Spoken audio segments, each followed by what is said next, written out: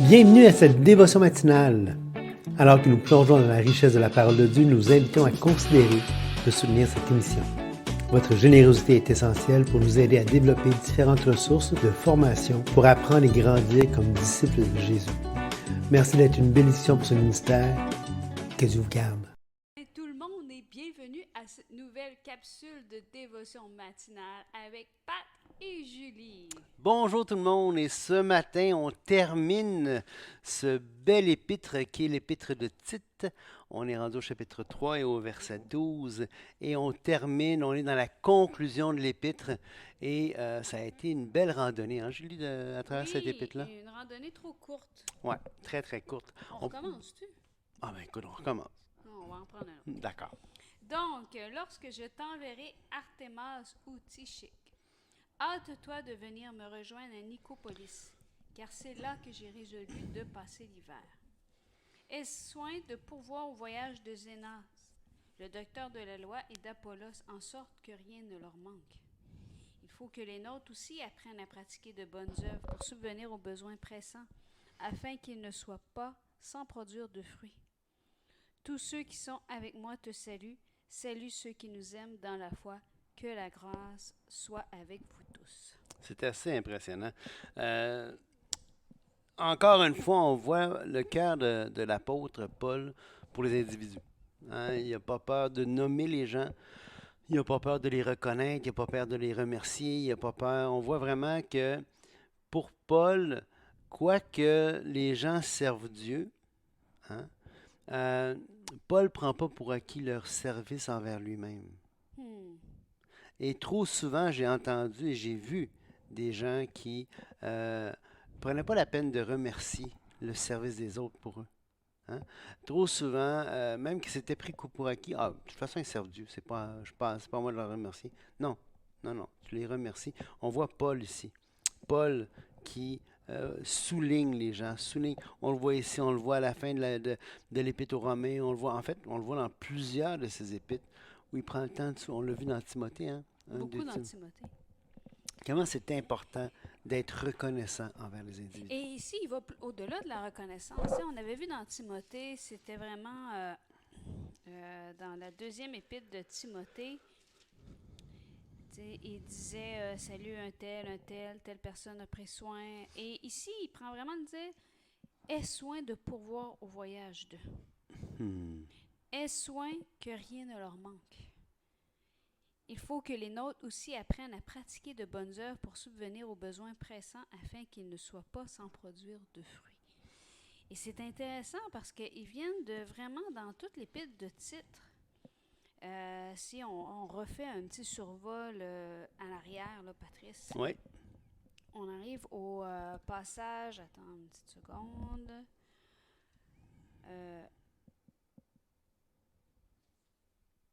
On avait vu.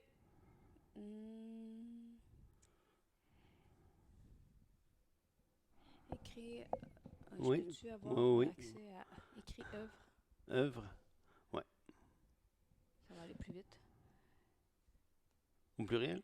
Ouais, peu importe. Dans le titre. Alors. Donc, 1,16. OK. Donc, on avait. C'était là que j'étais, je me demandais, j'en avais manqué un avant. Donc, on avait vu dans 1,16, ils font profession de connaître Dieu, mais ils le renient par leurs œuvres, étant abominables, rebelles et incapables d'aucune bonne œuvre. Donc, ici, c'est quand Paul avait fait la distinction entre celui qui est un serviteur de Dieu et ceux qui font profession, mais qui en fait sont incapables de toute bonne œuvre. On avait vu ensuite dans Tite 2,7, exhorte de même les jeunes gens à être modérés, te montrant toi-même à tout égard un modèle de bonnes œuvres. On avait vu ensuite 7 versets plus tard, dans 14, il s'est donné lui-même pour nous tous afin de nous racheter de toute iniquité, de se faire un peuple qui lui appartient, purifié par lui et zélé pour les bonnes œuvres. On avait vu ensuite dans Tite 3.1, rappelle-leur d'être soumis, d'être prêts à toute bonne œuvre. À 3.5, il nous a sauvés non à cause des œuvres de justice que nous aurions fait. Donc ici, il ramène, attention, là, j'arrête pas de vous parler d'être prêt à faire de bonnes œuvres, d'être zélé pour des bonnes œuvres, mais c'est pas ça qui nous a sauvés. Exact. C'est Christ. Paul la parle à croix. des gens qui sont déjà sauvés. Tout à fait. Et si... Je m'aide un petit peu, c'est un peu loin. Au verset 8 de Tite, c'est écrit du chapitre 3. Cette parole est certaine, je veux que tu affirmes ces choses afin que ceux qui ont cru s'appliquent à pratiquer de bonnes œuvres. Et là, il arrive à la fin, il faut que les nôtres aussi là, apprennent à pratiquer des bonnes œuvres pour subvenir aux besoins pressants afin qu'ils ne soient pas sans produire de fruits. Donc là, ici, on a comme un lien étroit qui est fait par l'apôtre Paul en disant les bonnes œuvres, c'est les fruits du croyant. C'est vraiment, vraiment fascinant. Et il prend le temps de s'assurer que les gens soient bien. Hein? Quand il dit, là, aie soin de pourvoir au voyage de Zénas, le docteur de la loi. Ça aurait pu être avocat, là, le nom, c'est pas nécessairement le docteur, un scribe ou quelqu'un qui connaissait bien la loi de Moïse. Ça peut être simplement aussi un avocat. Ça peut être quelqu'un, en tout cas, attends. Je veux juste voir le mot pour pas que je vous dise n'importe quoi. C'est le mot verset 13, nomikon. Nomikon ou nomikos, qui peut référer à un docteur de la loi de Moïse ou à un docteur, un avocat. Hein, quelqu'un qui connaît bien la loi, qui défend les droits, si on veut. Et donc, mais toujours est-il qu'il dit quoi? Il dit, écoute, aie soin de pouvoir à leur voyage et d'Apollos, en sorte que rien ne leur manque. Alors, on voit, et combien de fois, on voit ça dans les Écritures, on voit Jésus qui va dire, ne vous inquiétez de rien, Paul qui va dire, ne vous inquiétez de rien. Mais faites connaître à Dieu. Mais faites connaître à Dieu aux besoins, puis ainsi de suite. Mais ça ne dégage en rien notre responsabilité envers les individus. Oui, tout à fait. Tu sais, si quelqu'un vient à toi puis que pour une raison X, il est dans le besoin, puis tu lui réponds, prie Dieu, il va prendre soin de toi puis que tu as quelque chose pour l'aider. Tu passes à côté. Tu passes l'occasion de faire quelque chose qui pourrait faire la différence. Oui, exactement. Et on se rappelle que Apollos, juste pour dire c'était qui, là, dans Actes 18, 24, il nous est présenté comme un homme éloquent et versé dans les Écritures. C'est beau, hein? Oui, c'est beau. Un homme qui parle bien puis qui connaît les Écritures. Tous ceux qui sont avec moi te saluent. Salut ceux qui nous aiment dans la foi. Que la grâce soit avec vous tous. Patrice, c'est drôle, on termine l'épître de titre. Et si je te posais la question, qu'est-ce que tu retiens de ce passage-là? Dans ce livre-là, quel verset ou quelle section vient t'édifier ou te fait réfléchir ou t'amène plus loin? Moi, écoute, parmi mes versets de la Bible que j'aime le plus, on trouve, on avait parlé de 2 Timothée 3,16 la dernière fois. Un autre qui lui est semblable, c'est ici. Titre 2, à partir du verset 11 jusqu'au verset 14. Hein, car la grâce de Dieu, source de salut pour tous les hommes, a été manifestée. Elle nous enseigne à renoncer à l'impiété et aux convoitises mondaines et à vivre. Et une des raisons que j'aime ce texte, c'est qu'il est, contrairement à ce qu'on pourrait penser, hein, quand on réalise la grâce, c'est éminemment pratique. Parce qu'elle nous enseigne quelque chose de terre à terre, de pratico-pratique. Elle nous enseigne à renoncer à l'impiété, aux convoitises. Elle nous enseigne à vivre dans le siècle présent avec sagesse, justice, piété. Hein? Ça fait en sorte qu'on devient zélé pour les bonnes œuvres, dit ces choses, exhorte, reprend, censure. C'est vraiment un texte qui est puissant. T'sais. Moi, j'aime beaucoup aussi, dans la même veine, dans Tite 3.8, quand ça dit « Cette parole est certaine », lorsqu'il parle du salut par la grâce, oui. Que nous devenons héritiers dans l'espérance de la vie éternelle. Puis là, il dit « Cette parole est certaine et je veux que tu affirmes ces choses afin que ceux qui ont cru en Dieu s'appliquent à pratiquer de bonnes œuvres. Voilà ce qui est bon et utile aux hommes. » Et ce que je trouve magnifique, Patrice, là, c'est que si tu as l'assurance de ton salut, là, que tu as compris la liberté que tu as en Christ, tu ne seras plus en train de te préoccuper de ça. Non. Ça veut dire que tu vas pouvoir libérer ton esprit de cette... Hantise, cette... Ouais, Ouais, et te dire, ben écoute, cette parole est certaine, ouais, c'est ça. entièrement digne d'être reçue. Puis- Fait que tu peux t'appliquer à des bonnes œuvres. et ça prend son sens. Hein, on l'a dit, tu l'as mentionné. Paul s'adresse à des croyants. Mais tout ça, les bonnes œuvres, on l'a dit, on n'est pas sauvé par les bonnes œuvres, prend son sens justement dans Tite encore, au chapitre 3, un autre passage qui pour moi est bouleversant. Euh, le verset 3 à 6 du chapitre 3. Hein, car nous aussi, nous étions autrefois insensés, désobéissants, égarés, asservis à toute espèce de convoitise, de volupté, vivant dans la méchanceté, dans l'envie, dignes d'être haïs, nous haïssant les uns les autres. Mais lorsque la bonté de Dieu, hein, ça rejoint la grâce de Dieu manifestée envers tous les hommes, mais lorsque la bonté de Dieu, notre Sauveur, et son amour pour les hommes ont été manifestés. Donc Dieu aime les hommes, on l'a dit, on le répète, combien de fois on l'a répété?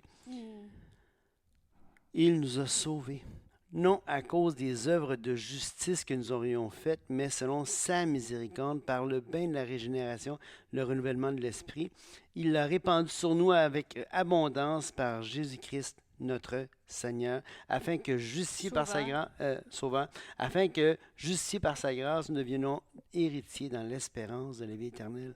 Et là, on rentre dans cette parole certaine que tu as mentionnée. Et donc, ça vient boucler la boucle pour ainsi dire, hein, que la Bible, quoique souvent on y puise des doctrines, on y puise des enseignements qui sont puissants, qu'on pourrait penser des enseignements qui ne concernent que le dernier, que la réalité dernière, c'est-à-dire que l'au-delà, que le ciel, que la... Non, non, non, non, non, non. La Bible, son cœur, le cœur de Dieu, pourquoi il nous a donné ce livre, c'est justement pour nous apprendre à vivre. Oui, pour faire une différence aujourd'hui et maintenant. Oui. Et ça me ramène à une idée qui une autre idée pratique, là. Est-ce que, tu sais, parfois on peut se dire, oui, mais je sais pas comment faire. Je sais pas comment faire pour, tu sais, il y a tout plein de recommandations, tu sais, sois retenu, chasse, occupe-toi, exhorte. Puis là, tu te dis, oui, mais moi, je voudrais encore plus. Ouais. Tu sais, je voudrais encore plus. Ça me fait penser au psaume 1. Heureux l'homme qui ne marche point selon le conseil des méchants, qui ne s'arrête pas sur la voie des pécheurs et qui ne s'assied pas en compagnie des moqueurs. Mets ça de côté. Trouve son plaisir dans la loi de l'Éternel et qui la médite jour et nuit. Il est comme un arbre planté près d'un courant d'eau qui donne son fruit en sa saison et dont le feuillage ne se flétrit point. Tout ce qu'il fait le réussit. Veux-tu porter du fruit en abondance? Plonge-toi dans la parole de Dieu. Exactement. Plonge-toi dans la loi de l'Éternel, médite-la. Et je trouve intéressant, tu sais, il est comme un arbre planté près d'un courant d'eau qui donne son fruit et dont le feuillage ne se flétrait point. Tout ce qu'il fait lui réussit. Dans la vie d'un arbre, il n'y a aucun arbre qui va être toujours vert. Exact. Et qui va toujours... Fait, ça m'amène à amener l'idée, tout ce qu'il fait lui réussit. Ça veut dire que dans les circonstances, dans le contexte dans lequel tu es en ce moment, il est possible, peu importe dans quelle saison, dans quel moment, dans quel niveau de développement, que ce que tu fasses te réussisse. Ouais. Comment? En appliquant les principes moraux, les principes, les valeurs de la parole de Dieu, qui fait une différence. Oui, ça va faire une différence dans notre marche, ça va faire une différence dans notre vie, ça va faire une différence dans notre vie intérieure, ça va faire une différence dans nos décisions, ça va faire une différence dans qui on est. Tout à fait. Et je vous le dis, je pense, je vais parler pour moi parce que je ne peux pas parler pour toi, Patrice, mais je pense que le temps qu'on fait les dévotions fait une différence dans nos vies.